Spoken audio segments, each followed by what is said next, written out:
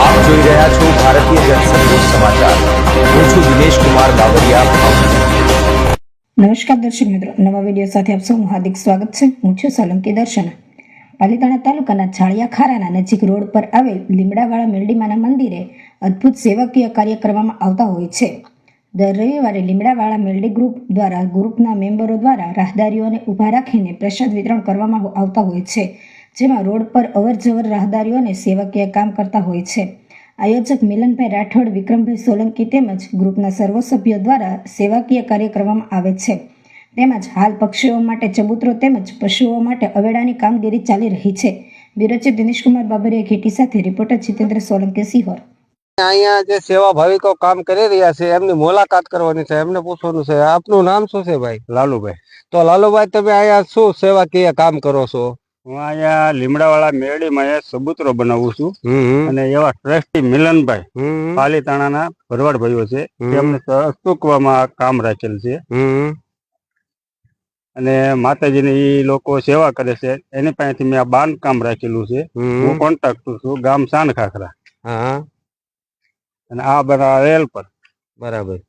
અહીંયા શું સેવા આપો છો તમે? અહીંયા ચબૂતરાનું કામ ચાલુ છે, સામે પાણીનો એવોર્ડો છે અને એથી પણ ઓલા પણ એક પાણીનું પરબ પણ બનાવવાનું છે. એમ આ સબૂતરો કેટલો ઓછો બનાવવાનો છે? 20 થી 25 ફૂટની હાઈટનો સબૂતરો બનશે. તો એ સબૂતરો શેના માટે બને છે? એ આપણે પંખી ઘર છે, એમાં કબૂતર છે, કોઈ ચકલા છે, કોઈ પ્રાણીઓ, કોઈ પણ વસ્તુને સણે ને નીરો. બરાબર.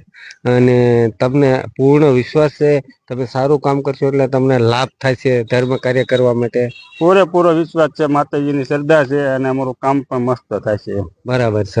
માતાજી બાળકો જે સેવા કરી રહ્યા છે એના વિશે આપનું શું કહેવું? બાળકો સેવા કરી રહ્યા છે એના વિશે જે આપણા લીમડાવાળી મેલડી માતાની બહુ સારી રીતે સેવા કરે છે અને ખરેખર એમને બહુ સારું ફળ મળશે અને આખા ગામને પણ સરસ ફળ મળશે અને માતાજી બધાને શુભ સરસ કામ કરશે એવી આપણી પ્રાર્થના કરીએ છીએ.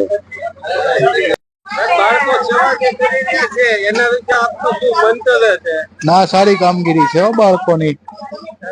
તમે અવારનવાર નીકળતા હોય ત્યારે તમને કેવો આનંદ થાય છે, બધાને ઠંડુ પાવશો તમે.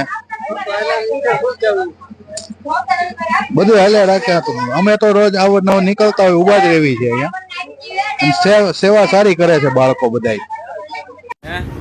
સાહેબ, આ નાના નાના બાળકો જે સેવા કરે છે એના વિશે તમારું શું કહેવું છે? બહુ સારી સેવા કહેવાય છે. સેવા કરાવવા ઉનાળાના તડકાની બદલે. તમે જ્યારે વાર નીકળતા હોય ત્યાં આવું જોવા મળે છે? હા, સરસ સરસ. આયોજક પણ હાજર છે અને મિલનભાઈ, જે તમે સેવાકીય કાર્ય કરો છો એના અંદર તમને કેટલો આનંદ મળે છે અને કેટલો લોકોનો સહયોગ મળે છે અને અહીંયા તમે શું શું આયોજનમાં કરો છો એ વિશે લોકોને શું મેસેજ આપવા માંગો છો?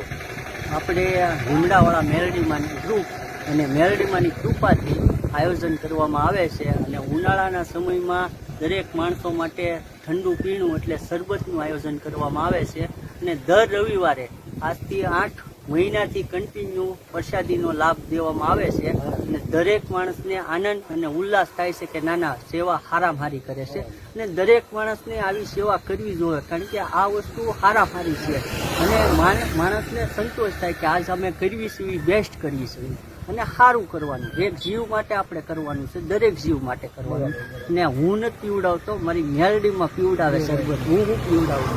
માની કૃપા હોય ને તો ભગવાન આયોજન થાય, નકર અમારીથી કાંઈ થાય નહીં. અમે સેવા ભાવી છીએ, સેવા કરે અંદાજ દરેક ભાઈઓ કરે છે, નાના છોકરાથી માંડીને મોટા સુધીના કરે છે અને અમને મજા આવે છે કે નાના આ વસ્તુ અમે કરવી છે એ સારી કરવી ભગવાન. અને બસ અમારું એટલું કહેવું છે. આ તો સાહેબ, આપ અહીંયા રસ્તે જે નીકળ્યા અને લીમડાવાળા મેલડીમાં ત્યાં બાળકો નાના નાના જે સેવા કરી રહ્યા છે એ સેવાનું કાર્ય આપને કેવું લાગ્યું અને એના વિશે આપને શું કહેવું છે? ઓમ ગણેશાય નમઃ. જય માં મેલડીમાં.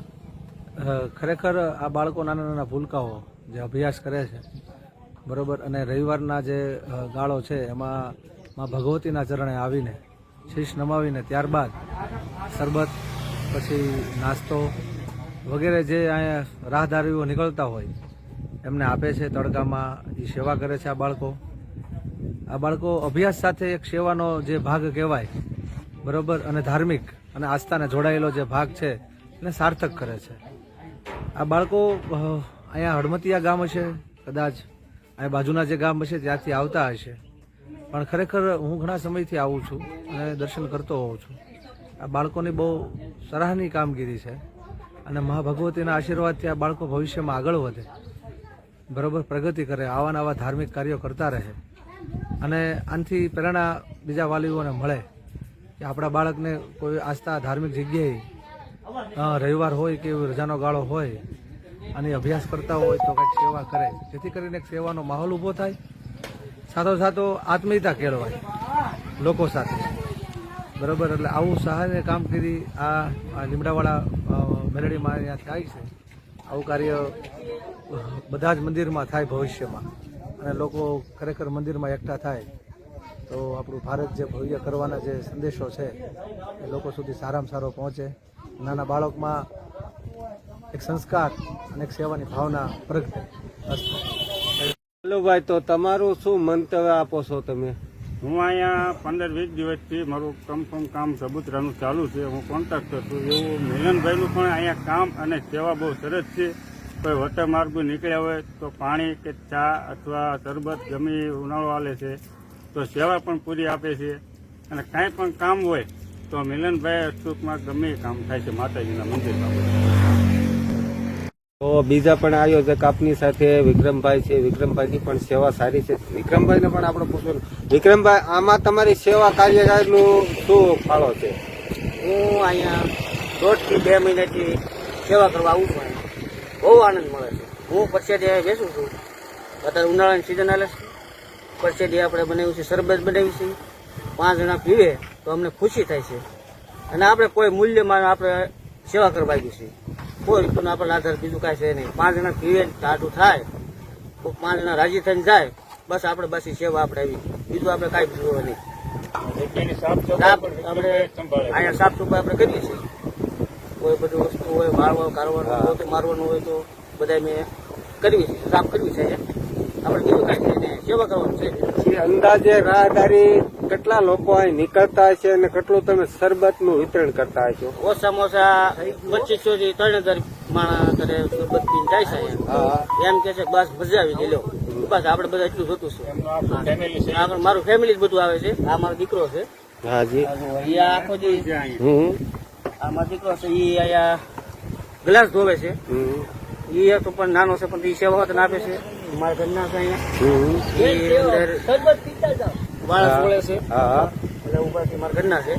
સરસ સરસ. એ બધું અહીંયા સાફ સુફ કરે છે. કોઈ બધું ગાય બાય બોલેલા બધું ઘરડીને વાળી કરે સાફ સુફ કરે છે. સરસ. મારે કહેવાનો ભાવ ભક્તિ એટલી છે કે બધા આવો પછી તેનો લાભ લ્યો. જય લીમડાવાળા માતાજી.